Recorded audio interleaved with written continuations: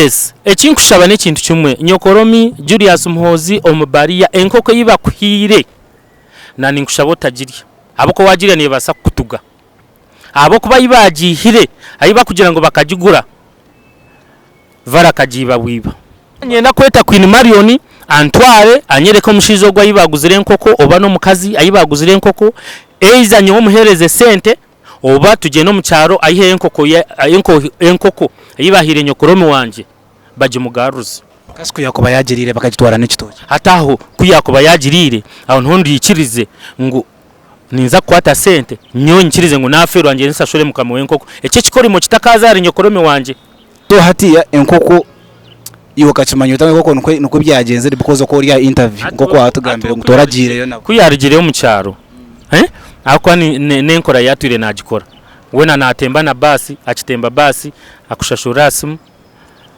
akimara kurugayo azirvasinga no takineho kuza kumwi mwe no bufere wo bushuma so people should watch out for him yakwe sento knows no you know kuzi withdrawing akota withdrawing ngire na kakawo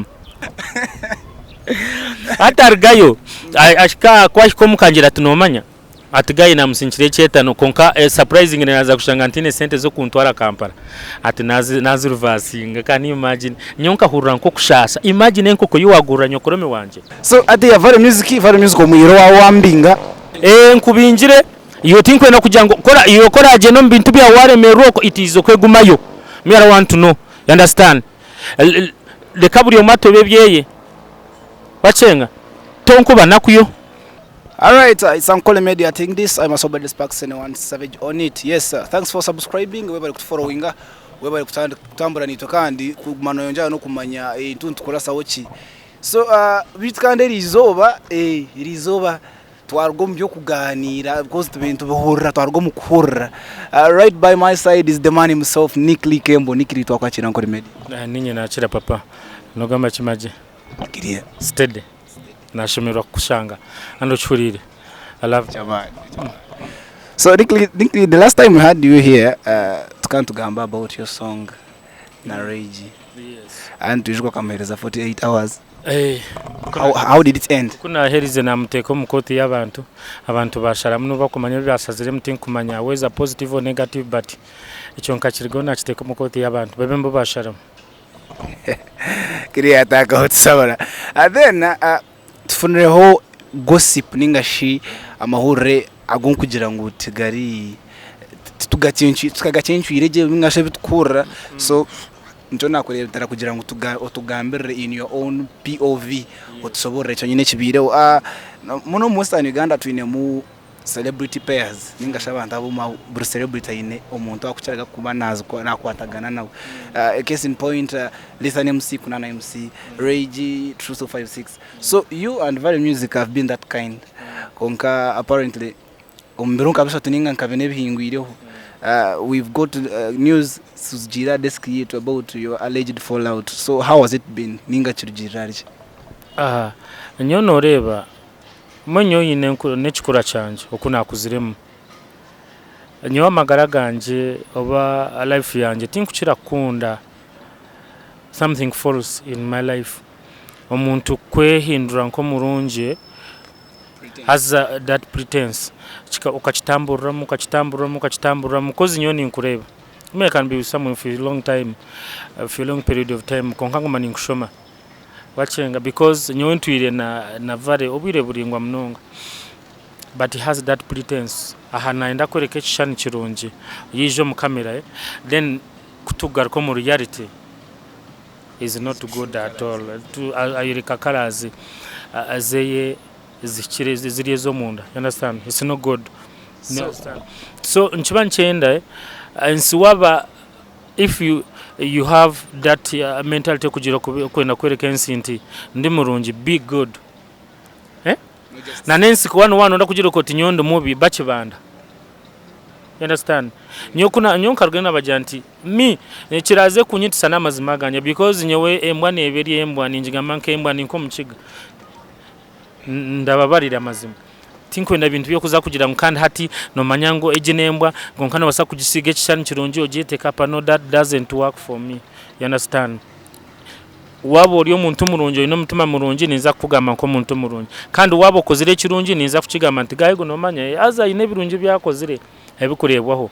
So that all explanation is nanketa ya rating etana your relationship with Vally music. Ati nyo Vally nyo mbire ninjeza okumugambira reka kwereka hari abantu ekishani toro mulungi and if it comes to reality you're not that tichori abiriho kicyenye hatika kwija omukamera ayenda ngu naenda Western Uganda tugira beshongozi bingi naenda Western Uganda turgo mu nkora ya one man's influence naenda Western Uganda twereke that unity wabano if you display that information kwenda abantu bibene baba abakwa no teka abantu eshano kujoti ntwenda industry itebe in this way hati wa wenchi no ija iwe nkori ono run search into echo ha wenchi kandi time kwe kushikobe no wachita because I gave out my opinion kajira nti yukola beno nda Western Uganda tugira beshongozo bingi waba no gira ngo Western Uganda nda tugira that unity aha wencho kimuka wakore cyeshongoro na matenure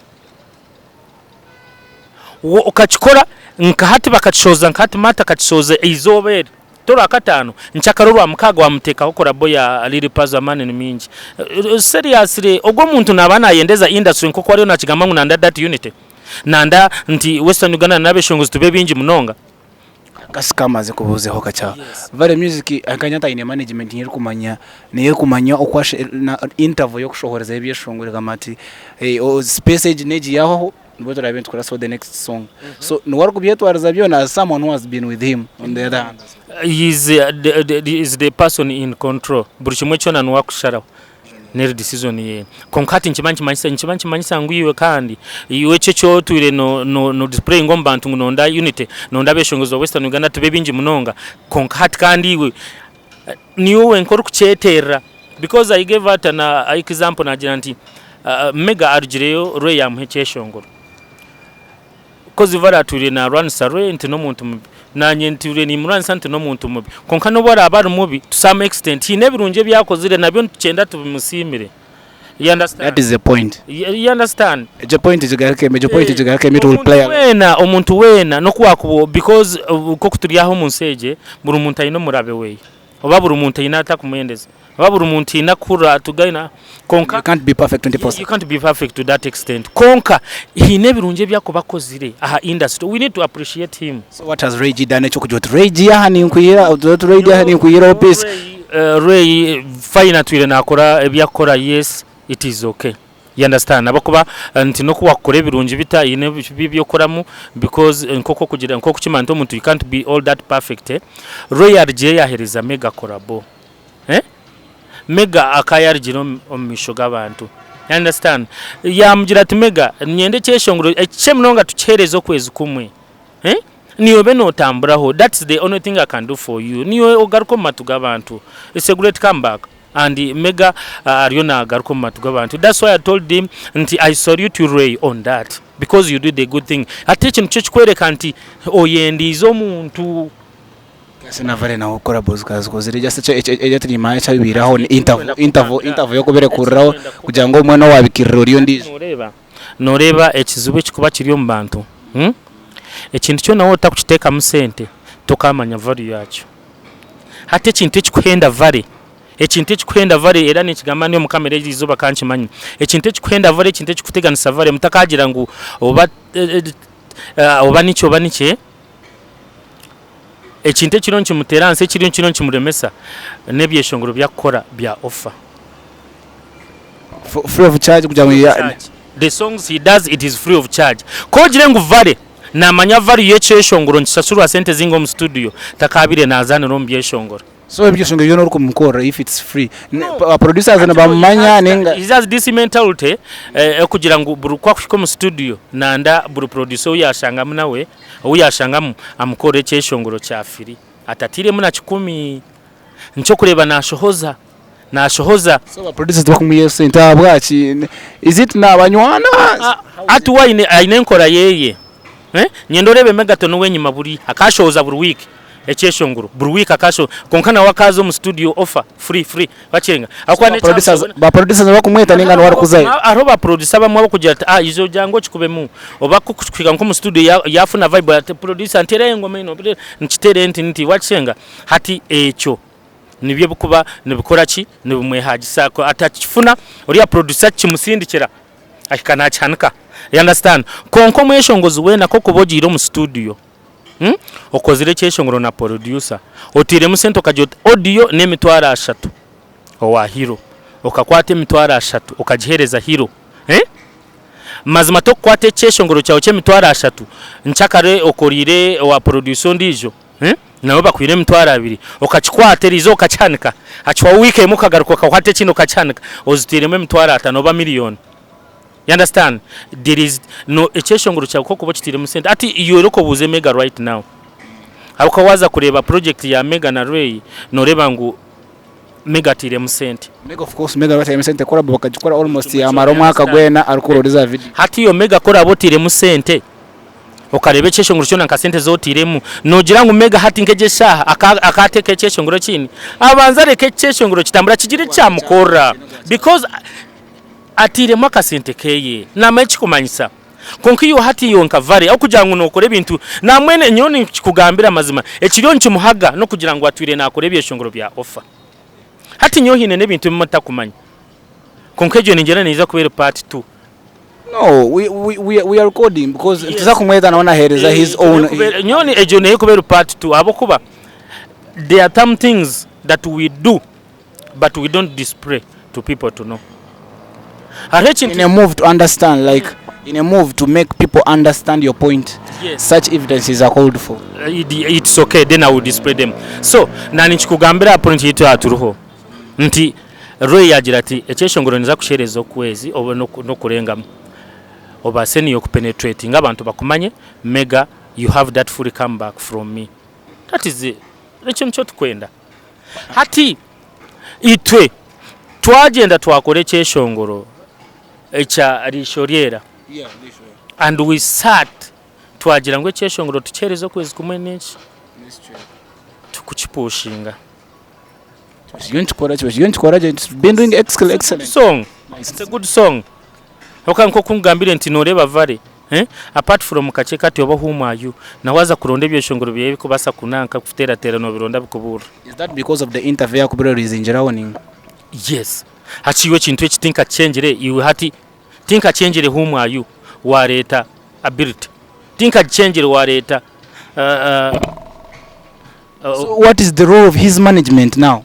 Taine management nchokure bate na management akamurema yajirukamo because apparently taine management ati noreba hine abantu mwenu bota kubasa ku managing wena atekateka ngunuwe na amanya munonga no kuchira management that one doesn't work when I in that mentality kugira ngo na amanya munongo kuchira abantu bona tikubasa kati we buri kimwe cyone cyakora nananda he should be always in front then hati yecho then ejo interview ko rinje byosho ni mangu nchinchi nyigirizo ryo ndizo kwa ati emesenta zo kuchukora wasanga uri zawa ko cyosho then wabikechoria ora nchinchi musasa but then how does that get into your relationship now enkorangana yanyu nimwe if it's Martin wotinka ribe na arga yona agamba about it ninga tingu manyoba has spoken about it yet tinka manyere but hati we chia chaba koraidin sabata nyowe my view is nti nimbanta kwendo muntu ozo mmisho gabantu giroti nyondio ni ndwanira industry ya Western Uganda ninyenda bishongo tube bingi ninyenda that unity iwe nko muntu takuruma wachenga nkoko nagambira nti cha Martin yakachiteka hariya hatwakore cyanje ekyeshongoro cyari shoriera vale taratire muna sirinje nago ya dena sirinje ebyo all expenses were on you on me you know on me. You understand? Hatu hawenchi washazire mu kuchukoro so kugira ngo niyo wabandize kumweta you approached him first atyo muntu ukarabe no muza kukore kintu akakwereka ngo weta ine na 10 wewe niwe mweshongoza uburushatura atinemo we nakwereka ngo uburushatura kozereke takora shows takora anything does he not get any endorsement and I don't know nokwa kuba nazikora we sente nazitekanka wowe takusavinga as he umuntu obira now for quite some time now. He has been having shows, a lot of shows. Nyohine na one day obuna muzire nkamutenga kaboneka ne mwana sente kaninde batinyemerire jatukoreki atigayi nomanya atirokoriye kafuna ntuza koraki tuza kuzigaro nyine shows no bakunshashora ntiza tuzigaro nyine sente zanje namnya hati mwene mbeni nyebuza koje nkafuna nkabanti ne sente by then ari akafuna hati kerinkai kunkanka mbuza iweka no kura sente zawe zinozitekanka yakantu kacyenka kanako nukuwa kumushabe mitware 5 nukuwa kumushabachi ekikunshasha munonga nti iwe nayireba nti nuwe ebintu byakugambe ebintu byatwe nagamba tibyokoraki ekyeshongoro twagamba kwezi kumene chweka omu weekend abe yakitire ebyeshongoro ebi. That's Vally music for you. That's Vally music. Ebyo gambo nebyanikiri tibya sparks. You understand? Then how arundo gambo orukugira ngo you evicted him out of your house, ningas out of your residence. Yeah. How true is that, ningas? How mutandikira kugira ngo hatisohora ekindi tontumangu Vally akantumangu Vally, of course as an established artist we think he is. Tashemye ko bana atura wenkanka wenko muntu ko kureba nkaka bashija kutungo bashabona batura. Weta kugira that kind of that responsibility wenko muntu. No manya ati ncho kukira kutwita. Aha. Kavimbo ne ate bodde mabeganga. Ngatoina chori. Chibinyo. We need to know our levels. You understand it ni chibi.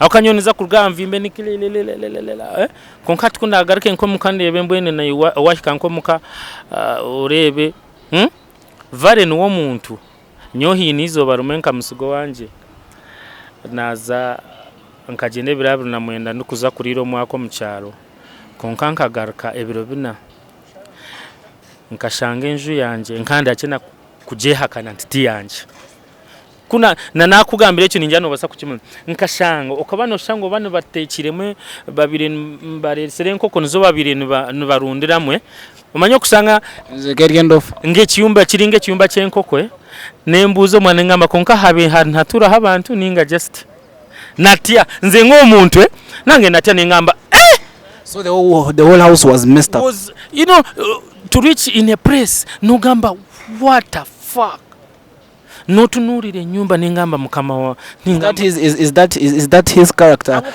No mental untidy. No iza kubuza sama nose ahanda haratwire konka nyonka kiko wanje nayebuza ntikonka hona ahina abasa kushanga wanje mbiro bicebi ebinsigiro nkashanga hati hata hatwire for his lifetime na shata. So how long have you lived with him? No, it's been long period of time. Echo ne kumanya nti na Vally na naho kumurebana na man gona nikele. Right from Kachekatyo na man ganikili abinji nibasa kutakuchamanya mi kuzakora Kachekatyo nkandi omweshongo signed under Massive Music Entertainment. That was back in 2022. Yes, konkecho takarga yakachibagambira. Anyebe nini mba because the one who made that song. Meno kushanga nko muntu wa mukora konka takubasa kurget to appreciate. So are you the one who presented him to Hero?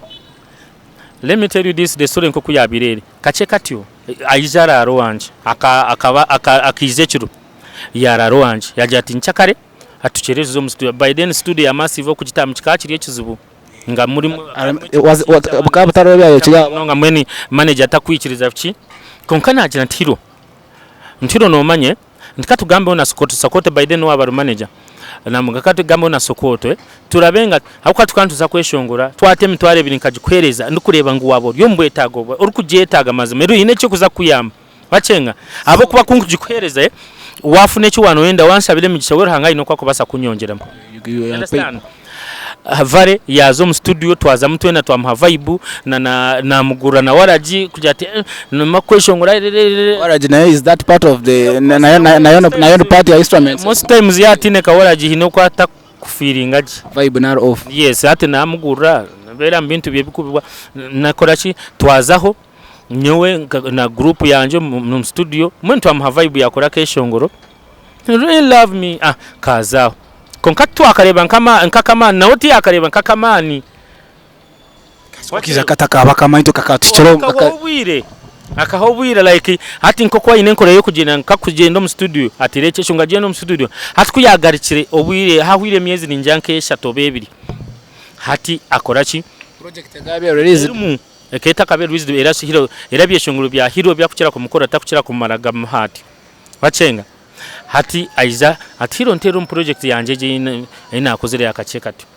so recordingo ka video yako bamuhereza akamuherezaho aka clip kache ninjira recordinga something njena wakakateka atakuchimangunika basa kutegura timwe tegura tunu ketegura gamba hira atijimaririze koreki njanike hajimaririze mwenu ko hiro akamushabane mtware ebiri kaja ati nsinchire mtware ebiri maririze nanka project yawe njikwereze ati nzini Campus, hato vale this is so personal. Vale na kwana. Uko hina kwana yata iche biri takuchire kora. Ezaka waraji nakona buri kimwe cyo na hero. Chona wenu mukono. Azechinti mwenu mukono echirenjire. Think mubana achikora think mana life yewe nabona agitambuza. So where does his money go? Ninjira no wabuza nabicyabo ko bayine nibo bakubasa kugambira because me I don't know. Nyo echinkureba nicho nkugambira because is that too much. Wena akwereka ngo sente zezi turaziri asimu kandi aturatinemo. So hero yasanga every star hero ya we amhekeshongoro because already nkana muhire era na hero nyuma azagira ati na hati ninkibanza nakasenta ko mazima takampagana 10 kacheka cyo kuyahe kacheka cyo kuyatire endorsement sezi yafunireho konkana producer na kibanza when is it good? But that's not kweli na still ariona aine project wa hero konkana akwereka ngo nayo takwenda kumhaya ya dena mtware ebiri is it good mwana ati nyebuza business ya uwo takwenda kugitekamu kandi urukwenda kugiyamu no teka ki vale no wasokusanga gona nano kasente nanda kuteka nkamuno yekizimbe so back then ati akacheka tyo ya showrate yes did you get anything out of that kujanko monta akwa nanya no bona kobandia today I'm here because there is someone who wants to injire wa paving way for me so every time I get something ninga sana musango ko I appreciate him so does he ever credit you for kick starting his career because that was the beginning of Vally music we see like seriously konkana hatta kachikoraga and me I'm contented with that ati nibo bantu ncho kugira ngo nkeshongore cyeshongore kugira ngo otabesiga bijire enkwe bino buyaye iwe ko kubya matiba kubyama barara niba kwirusya omutakatu mumanyire tayine muramwa ayine rwango kutukukitera akwatuyitima ebitu kutunda shabatu dibise ogumbi bombi shagamambi but ese cyesongere echo itomunteka itikata njyango tukanchi pointing against that the other man. It is a general song burina niyonchi basa kukwataho as long as na falling on the yeah true that you know abo mutaka. So this is the Nickly you never knew, guys. I'm so glad today has been able to open up because you see people attending judging people from their front view. Yes. And they act as if they know your ins and outs. So today I've been able to Nickly he kickstarted Vally music's career. It's behind him. Yeah, it's his decision, his money. Bamba hakana boba gave bafune proof buri omuna aza kuba nabagambira nkoko nabagambira bamba hakana ngo it was not me because akijo wanje nkabandi omwishongozo wa massive by then ninye nashashwire n'amashanyarazi ninye nashashwire na producer kugira ngo shitamo mbyoma nakawaraji ninye nakamuhire.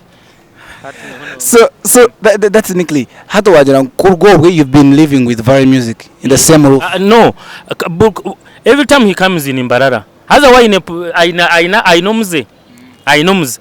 Kakuyija yaba inaka sente. Abanza zo kakarya. Kachwamu, kachimara kumuhaho. Abona kwijo wanje. Nto bakubana karya oyine nkamaka ono turumo mtaune konko muzarwa nko murharo. Hariyo muzire wawe hati ko kuruga kamparo kikiromo nkabanda bo kuba barigira hero abanza joga na joga kimara kwamu atikanye no muka ekanzo mukani imani mangu buri kimwenshi because na maka kwijo wanje everything is provided natakuza kwendeka abukanyonye nekisa nti na wandiro kajya ati mwana nerero nga ekinkumanya hoye wetu muntu wemere kushanga ngo nabusa wetu muntu we just wena yayi nakabiya ka yayi neki ine bintu bikumutera wakaba listed so ati nana mati nikili byona nako bimara you understand mango wa it's comfortability 24/7 betu itaitamu bukimunge nakukikwasagana oni mbaye mara mtawo mukujoga no mujoga dada doka umino mumotoka you are moving around yeah true that me ati nyo kugira ngo nyino mutima gukwendeza kandi ntinyine mu mutima gwo kibera bera you understand nimba nyenda nti nanyine cyari wanje we keep in good terms. That's good that's nice then hati decision yukuma hati yank'abantu abakwatagine basyo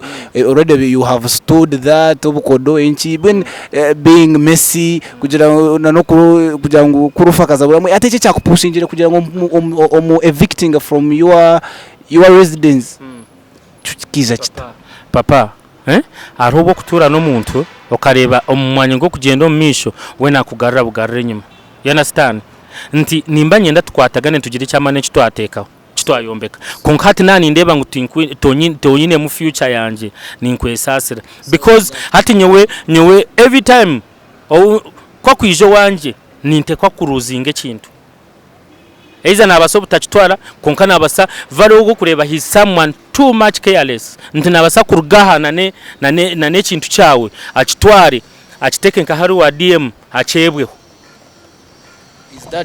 is that not an careless? I don't know kugira ngo bana kiriya so banayibwa munonga bakiniki we nabasa kwata ekintu cyawe oba niki cyo no kiyagena nacho akahantu akwereke ngo nabasa kukitekaho achebweho hati ujiroti bana ibintu byanje kan ekikakibuzire ekinankane nanka cheni yanje rinkai empete yanje rinkai erere you understand someone doesn't take care it doesn't takufayo munonga mwene we takufayo aine mwakantu ko butafayo so wamara yo hati utsohora atsikaba buchita ukija yase wamusango mu utsohora mukatonga na yasohora how was it nyo mugambira mazima era no mundo gushembere yo muzirenti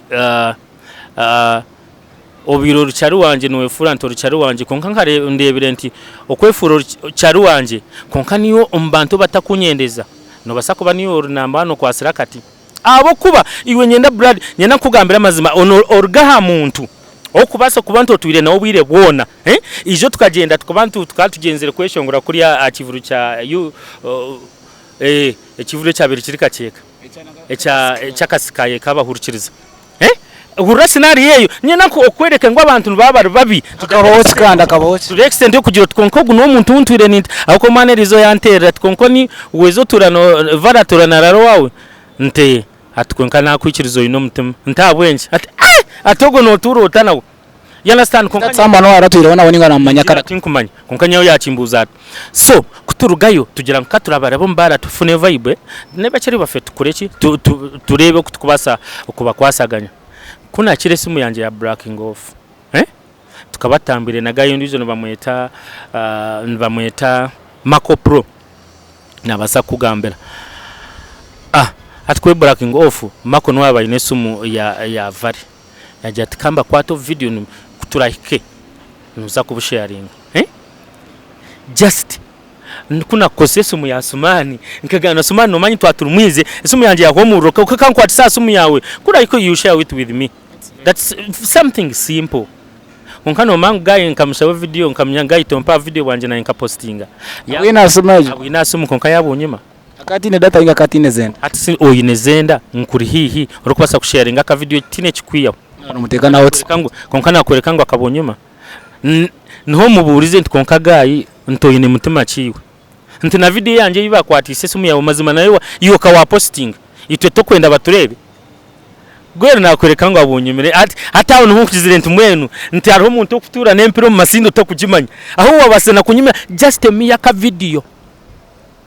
That's the untold side of Vally music, guys. Man, abantu nubabi nemishega yenyine. So hati cyo ato musango munzu niko kamuteresa hati sohora. Of course abire yagenzire no kuza gukora video abire yagenzire konka nanyo kugenda ko inamujana hati mwenu otagarko wanje you fine kura gume wijo muri mbara no basakuzo izo mbakazi bawo izo bazenka hiyo hona hora yende but never you come back to my But arabishane byarikinjire he was on a bed with a woman, and that lady is so common. And I'm mentioning hizi nariye ababerebero mukabireba that I don't know whether it was a leakage. I don't know how it was nyunka karabyampi ko mu inbox yankoka spark 7 ko bichenga biwano byenda no bibuza sokota amahuru rago sokote no wako bagine wenu wako manyaburi ati twazo mmezejo sokote no wako basa kwihira yo becona nyoti nkubimanya temunteka mbintu bya muzafaro so ati imwe byanyu nebyo kutura hamwe kujoga.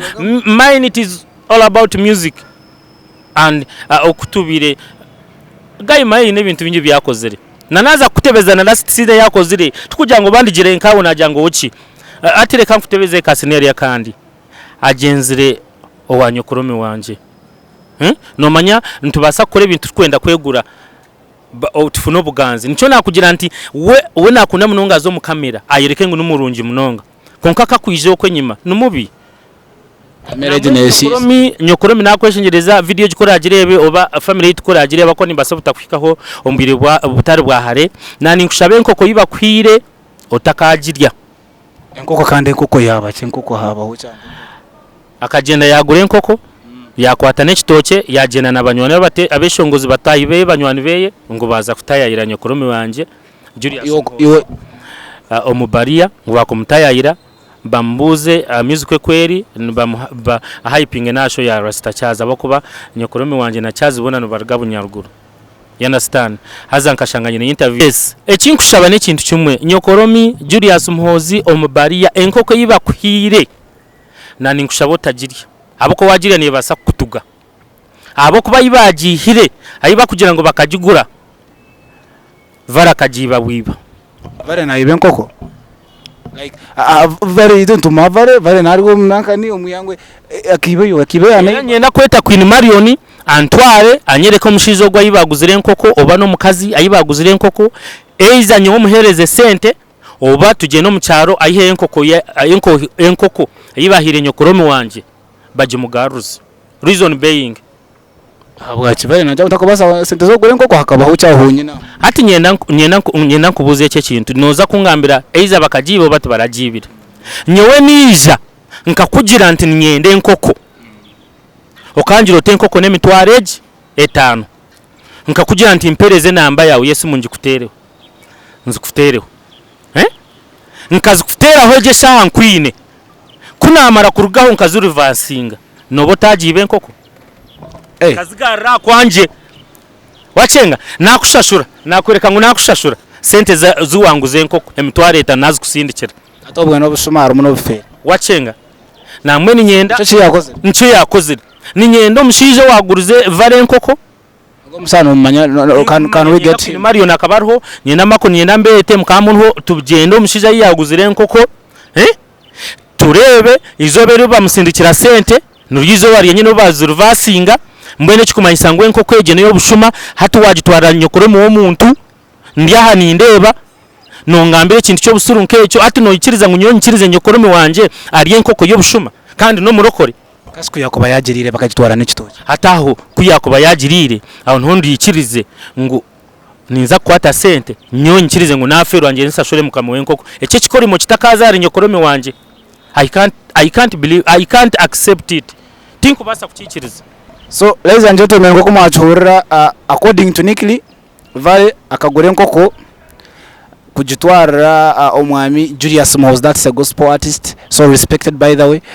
Yagure nkoko bweno bagenda tweta kuzinduka mu nyango tweta kuzindura umuntu yagenda nabeshongozi kuzindura Julius Muhoozi enkoko yamutwarira aho yajuguzere akamusindikira sente kyabaze musindikira yazo reversinga because hati ya airterere seche cyo kwe reversingire sente so hati ya enkoko yoka kimanyo tange koko nuko byagenze because ko uri interview ngoko hatugambire ngutoragire yo nako kuyarigire mu cyaro akwa nenkora yatwire nagikora wena natemba na basi akitemba basi akushashura simu akimara kurugayo azurvasinga no takineho kuza kumwe mwe no bufere wo bushuma. So people should watch out for him. Yakwe sento kikenoz no you know kuzu withdrawing akota withdrawing ngire na kakawo ncho wajara unazitambura za somo taine takash tatwaine cash aturatine nkeze ziringa hati yaine muke chetano naza sohanywa azegaruza aza Kampala garuka zegaruza na chetano nchimutwara nchiburahamu hona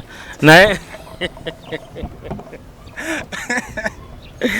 atargayo ashika kwashiko mukangira tunomanya atigaye namusinchire chetano konka surprising naza kushanga ntine sente zo kuntwara Kampala ati nazi reversing can you imagine nyonka hurura nko kushasa imagine nkoko yiwagura nyokorome wanje noriyo nongambere kintu nkecho ngunshemeru era ncho nakujanga nyokoromi ninkweshengereza ninkushaba mubari abambi eje nkoko wota kagirire na ninkushaba nyoni nza kwiza nkwe sente je nkoko tujigarre mukama wayo eiza nkwate sente waba nogenda nsashure ki mukama wenkoko echo manyengu cyahwa abo kuba mwenu hari ibintu umuntu byakoro kareba ngo ngaha so ati ya Vally music omuyiro wambinga we mubinjire tinkwenda garka kureba ngo bano izo wanje no waremerwa tell him nkubinjire iyo tinkwenda kujango kora iyo kora je no bintu bya waremerwa ko itizo kwegumayo me I want to know you understand le kaburi omato bebyeye bachenga tonkuba nakuyo so that's how we end how iyo chapter nkwenje maziri kandi ejo yonje muhiro mukono nagumuyihawo kandi no manyo kunkuyaho mukono noza kumure yatanika kuyayana naronda nashemeye kuba no manya no basa kubo twiro ino muntu otakureba impact yeye konka yaheza kurugamu ndwo koreyo konka gayo gwabe nanyamba cyangwa munonga so hati to someone right up because ni manta har joro wawe nawe hina har so hati yesgabo like an advice someone to kutura nawe ningasi okuba na hajere cyane karabajango umuntu atana ntabira atananti so mwegede service na so what's your last words the people kubasa kumwakira nyowe tinkwenda kumsharo mushango konka tinkumanye byakuba no sakushanga byakunkora nabasoko batakubikora bana you understand nabasa kushanga nyowe abo kuba nyowe ekinkumanyaho nti yo na wizo wanje egichaini yashanga njini nati kwa kushika najijwara I don't own it nako kubiri yanje ejo nimba najirgaho mburu kirungi cyona nakiyendeza wacenge yashanga inaka komonka kakarungi nakateka eshaha nungi nkeji nati kwa kuba neyeyi mwe niyo teshime ko yine kirungi cyona nakene kuko nabagamira ntu we buri karungi kona natekateka nwashime kuba kine tikikora gaye so nyoti nkumanya intwarize yo kwa kubari yoko konka if it comes kwa kwijo wanje it is something else you understand konka nani mshaba just wetereze nuwa kumanya no sa kumwakira kuberere murunje konka nyowe byankorire nyonsimire ire byonkorire mukama wanje byo kureba ngo nkorire thank you so much akanyona wampakache ninsima abo kuba kache nimba mangu hine kikakungitaho yimwe abatakusima we're hangana amoko akora abatwarize so I don't want to know so this will be like a by the way ekine kibuzo cha bana basaba nkunkubuza ngwabwe nkintu your everyday life muno kusoro mu Uganda ekine kibuzo kitari cyanje kine kibuzo cy'abantu bambuza why do you use Uganda mununga ati noreba ari kintu kikucira kuba chikutuire mu komusaso yate kucira kuba fe turi bageto yuti wakitegere ate no kimanyo mu geto munonga abinji no bakosa munonga ki nkashomero mu ishomero nga urimi rwakucira kosa niki so mwene nakosa morga mu nsasire itizi nacho kiba mukozi na turiyo mu ihanga abanyankore binji bakego Uganda. Ladies and gentlemen, that was Nick Lee Kembo for you. Yana shedding an insight. I don't be mujira uninka gossip, but it's now confirmed. Echo hurire, but story argom his own point of view. Ejo new story share according to me. Ncho take because story yaga many ejo. Now to your fans right now. Abantu abagizi banje just me, I need to appreciate them. Kandi mbasha abantu reke twegita bako batuna turi abanyankore. Kandi turi abanyayuganda.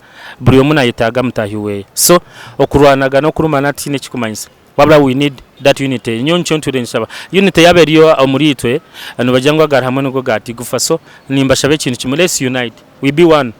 We push our industry. Abako ni mangu music yoru nyankore. Itwa abanyankore nti beshongozi bamana umihangeri. Ako munyankore nabasako eshongoro nyankore eshongoro gano eshongoro zungu eshongoro ruhima eshongoro runyarwanda eshongoro tora eshongoro chiga eshongoro buri kimwe cyona aho kumuteka ekitakorwa abachi Baganda they have to sing in one language. You understand? So ekikubesa ngwito we are somehow gifted in that way. So mwene reka tuhagire kitu kandi twekunde kandi twehagire so that we can get higher, and I know we're gonna get there. So that was Nick Lee for you. My name is Brothers Paxton. I'm in the Savage Akana. This is NKORE Media. Subscribe, follow, share.